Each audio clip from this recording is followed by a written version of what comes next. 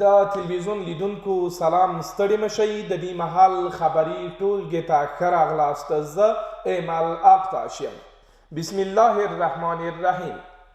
د زمري د میاشتې 28مه نیټه چې د خپلواکۍ له 101 کلیزې سره سمون لري، په کندوز کې د ځانګړي نمانځنې دپاره ورته چمتووالی نیول کیږي. نن د غرمې وړاندې د کندوز والي په مشرۍ چې څنګه وکړی شي د خپلواکۍ جشن په کندوز کې په شاندارو مراسمو سره ونمانځي، غونډه جوړه شوه. دغه غونډه چې د کندوز والي عبدالستار میرزکوال په مشرۍ د ولایت په مقر کې جوړه شوې وه، مالی او اداري مرستیال د خپلواکۍ نمانځلو په موخه د 3 کمیسیونونو د تدابیرو د پیل په اړه د ناستې له مشرتابه سره معلومات شریک کړل. د هغه وروسته د کندوز والي وویل چې هره دولتي اداره باید په ځانګړو نوښتونو سره د خپلواکۍ د 101 کلیزې د نمانځلو لپاره چمتووالی ولري، ترڅو د زمري 28مه نیټه چې د خپلواکۍ له ورځې سره برابره ده په شانداره توګه په کندوز کې ونمانځل شي. د 1919 کال د اګست پر 8مه نیټه افغانستان د غازي امان الله خان په مشرۍ د اوږدمهالې جګړې وروسته د انګریزانو څخه د افغانستان خپلواکۍ وګټله، چې تر دې دمه افغان ولس د دغې ورځې د ویاړ په موخه دغه ورځ مبارکه بولي او د هیواد په ګوټ ګوټ کې په خورا مینې سره یې دغه ورځ نمانځي. د کندوز شیرخان بندر کې د مثبت بدلون لپاره باید له ځنډ پرته کار وشي. دغه څرګندونې د کندوز والي د شیرخان بندر له یو شمیر مسؤلینو سره د لیدنې پر مهال وکړې. په دغه ناسته کې په دې هم د کندوز والي له لوري ټینګار وشو چې د غیر قانوني فعالیتونو پر وړاندې د ګمرک مسؤلین جدي اقدامات وکړي. نورحال زموږ همکار اسماعیل کلیوال راکوي.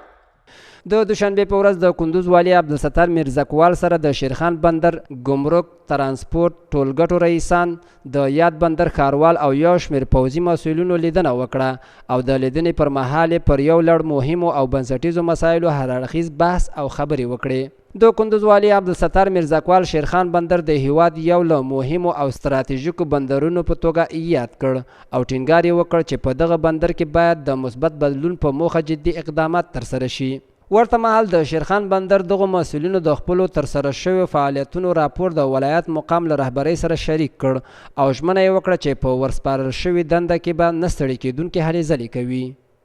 قومي مشران د امنیت د ټینګښت په برخه کې له هر چا ښه ګټور تمامیږي.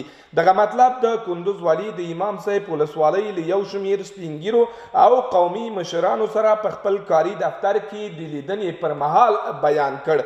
په دغه لیدنه کې د یادې ولسوالۍ څخه راغلو کسانو خپلې شته ستونزې په ډاګه چې د غیر مسؤلو وسلوالو فعالیت، بیا رغونه او د ولس د امنیت خوندیتوب وړاندې او د حال غوښتونکي شول. د امام صاحب ولسوالۍ دغه قومي مشران او مدني فعالان تیره ورځ ولایت مقام ته راغلي وو او د کندوز والي عبدالستار میرزکوال سره یې له نږدې ولیدل.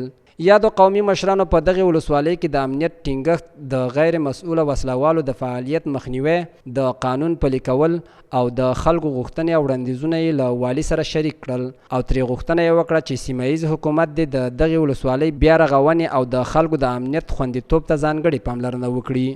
ورته مهال د کندوز والي عبدالستار میرزکوال قومي مشران د سیمې تر ټولو اغیزمن شخصیتونه وبلل او پر خلکو یې غږ وکړ چې د امنیت په ټینګښت کې د ولایتي ادارې سره پوره همکار پاتې شي. همداراز د کندوز والي په حضرت امام صاحب ولسوالۍ کې د ندای جوانان په نوم د ځوانانو د بنسټ استازي هم وستایل او ترڅنګ د هیواد په ودانولو کې د ځوانانو ونډه مهمه یاده کړه او له ځوانانو یې وغوښتل چې د هیواد په آبادۍ کې رغنده رول ولوبوي. د ناستې په پای کې راغلو قومي مشرانو او ځوانانو والي ته د نوې دندې مبارکي ترڅنګ د عزت چپنه هم په اوږه کړه او د ښو خدمتونو ترسراوي په پارې لاسونه هم لپه کړل. هغه د تیلو پمپ استیشنونه چې خپل سره او غیر قانوني فعالیت کوي، له دې وروسته به یې د کار مخه ډپ او اجازه به ورنه کړل شي. دغه څرګندونې د کندوز ولایت مقام اداري مرستیال د دې ولایت له ښاروال او په دې ولایت کې د مستوفي سره د ځانګړي ناستې پر مهال وکړې. بیا هم زموږ همکار اسماعیل کلیوال د نورو جزئیاتو سره. دغه ځانګړې ناسته تېره ورځ د ولایت مقام اداري مرستیال حشمت الله رحیمي ارزبیګي په مشرۍ جوړه شوې وه چې ورته د کندوز ښاروال انجینر فرید احمد فضلي د دې ولایت مستوفي فرید احمد رجبزاده د ښار جوړونې او د نفتي توکو رئیسان ورته رابلل شوي وو.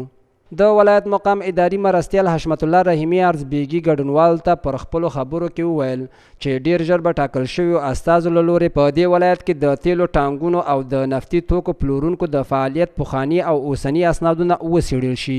نوموړي زیاته کړه د فعالیت لپاره د قانوني مدارکو د نشتون پر مهال د ټاکل شویو مسؤلینو لخوا به فعالیت بند شي. د ناستې په پای کې رابلل شویو مسؤلینو هر یو په خپل وار پر یادې موضوع هررخیز بحث او خبرې وکړې او په تړاو یو لړ لازمې پرېکړې هم وشوې. د کندوز ولایت اقتصادي او ټولنیزو چارو مرستیال په داسې حال کې چې د ملکي ادارو یو شمېر رئیسانو یې ملتیا کوله د ولایت د خدماتونو د نوې جوړ شوي مرکز څخه لیدنه وکړه. زموږ همکار نور سعید تړون په دې اړوند راپور لري. نن له غرمې مخکې د ولایت د اقتصادي او ټولنیزو چارو مرستیال نجیب الله عمرخیل په داسې حال کې چې د ولایت د تخنیکي او سکتوري چارو رئیس، د اطلاعات او فرهنګ رئیس او د ولایت د مقام یو شمېر کارپوهان او کارکوونکي هم حاضر وو، د ولایت د مراجعینو د خدمتونو د مرکز څخه لیدنه وکړه. د ولایت مرستیال د دغه مرکز د بیلابیلو څانګو او تجهیزاتو څخه د لیدنې سربیره د دغه مرکز مهمې اړتیاوې او ستونزې وڅېړلې او د لرې کولو په موخه یې سپارښتنې وکړې. هغه د دې مرکز د کار پیل کېدل د کندوز د سیمهیز حکومت د ژمنو څخه د یوې ژمنې عملي کېدل وبلل چې خلکو ته د خدمتونو د وړاندې کولو په برخه کې وشول چې د کندوز والي لخوا یې وردمخه د عملي کولو سپارښتنه هم شوې وه. په کندوز ولایت کې د حاجي شهید تاریخي جامع جومات د بیا رغونې عملي چارې به ډیر ژر پیل او ګټې اخیستنې ته به وسپارل شي. نن په همدې موخه د کندوز د اطلاعاتو کلتور رئیس دغه جومات ته ورغلی ده او د دغه مسجد له امام او یو شمېر مخورو سره یې د موضوع په اړوند لږ نږدې خبرې کړي. زموږ همکار او نور جزئیات.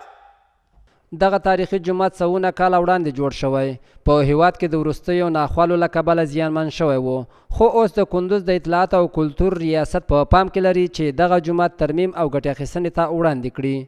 د کندوز د اطلاعات او کلتور رئیس عبدالشکور قدردان چې اړوندو مسؤلینو یې ملتیا کوله دغه جومات لیدو ته ورغلی و او د یاد جومات امام او له مخورو سپین ږیرو سره یې له نږدې ولیدل.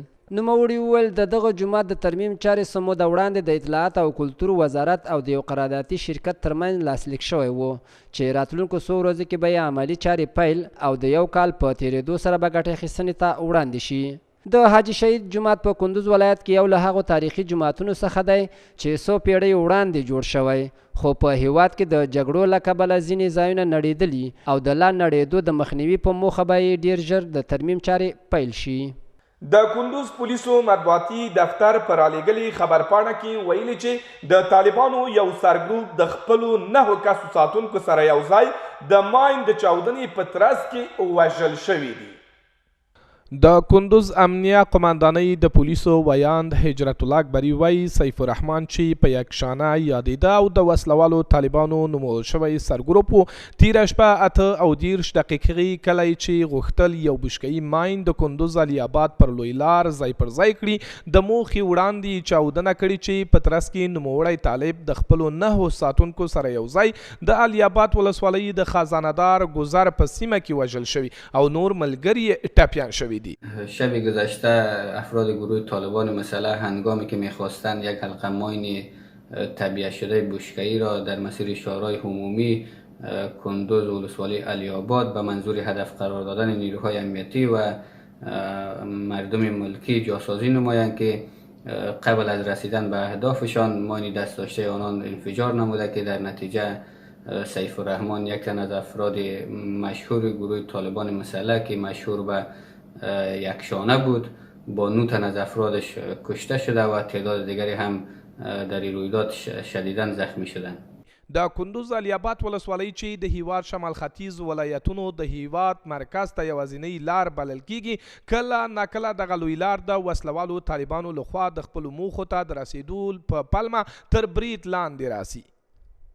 د کندوز ولایت کرنې ریاست لپاره د MSF مؤسسې لخوا یوه نوې او عصري ودانۍ جوړیږي چې له مخې به یې هغه مراجعین چې د خپلو ستونزو د حل په موخه نوموړي ریاست ته ورځي هلته به تم کیږي او د لارښوونو پر اساس به اړوندو څانګو ته مراجعه کوي تر څو د ځنډ وروسته د خلکو کار په ښه توګه ترسره شي. د دغه هوکړې پر بنسټ به بیپولي ډاکټرانو بنسټ د کرنې ریاست لپاره یوه ودانۍ د کرنې ریاست په انګړ کې په عصري بڼه جوړه کړي. کندوز والي عبدالستار میرزکوال خوښي څرګنده کړه چې د بیپولي ډاکټرانو مسؤلینو خپلې ژمنې نن په عملي توګه پلي کوي او ټینګار یې وکړ چې د کرنې ریاست لپاره جوړېدونکې ودانۍ په معیاریتوب او د کار چټکتیا ته جدي پاملرنه وشي. د کندوز ولایت لپاره د بیپولي ډاکټرانو د دفتر مشر هم وویل چې د MSF دفتر خپلو ژمنو عملي کېدو ته ژمن دی. د ولایتي شورا رئیس او مسؤلینو د خپلو خبرو پر مهال د بیپولي ډاکټرانو سره د همکارۍ ډاډ ورکړ.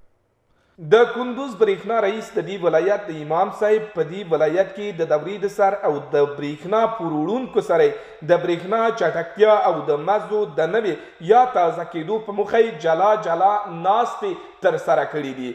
زموږ همکار نورسید تړون بیا هم په دې اړوند راپور لري. د امام صاحب ولسوالۍ د قرطیب د کلي خلکو د ته وویل چې له کلونو راهیسې موږ ته د برېښنا رسولو ژمنې شوي خو تر اوسه نه دي عملي شوي. د برېښنا رئیس دوی سره ژمنه وکړه چې هر څه د مخه به د قرطیب د کلي د برېښنا د نشتوالي ستونزه لرې کوي. دغه راز د رستاق آباد د کلي خلکو له ده سره په ناسته کې د خپلې کوڅې د برېښنا د مزو د بدلولو چې ډیر زاړه او د کار لوېدلي دي غوښتنه وکړه او په دې اړه د جدي پاملرنې غوښتونکي شول. د رستاق آباد سپین ږیرو سره هم د برېښنا د رئیس لخوا ژمنه وشوه چې د سیمې د خلکو په ملتیا به زر تر زره د برېښنا زاړه مزي لرې او پر ځای به یې نوي مزي ولګول شي. د برېښنا رئیس دغه راز د برېښنا د پورولو کسانو سره هم لیدنه وکړه چې د ډېرې مودې راهیسې د برېښنا لګښت پورولی دي. خبرې یې وکړې او ټینګار یې وکړ چې د برېښنا د لګښت بیلونه دې زر تر زره تحویل کړي او د برېښنا ریاست ته دې ستونزې نه ډېروي. هغه په زغرده دا هم وویل چې په بیا به د هغو کسانو د برېښنا مزي پرې کېږي چې د لګښت د ورکولو نه ډډه کوي. دینی عالمان مخور او ځوانان د ښار په پاکوالي کې رغنده رول لوبولی شي.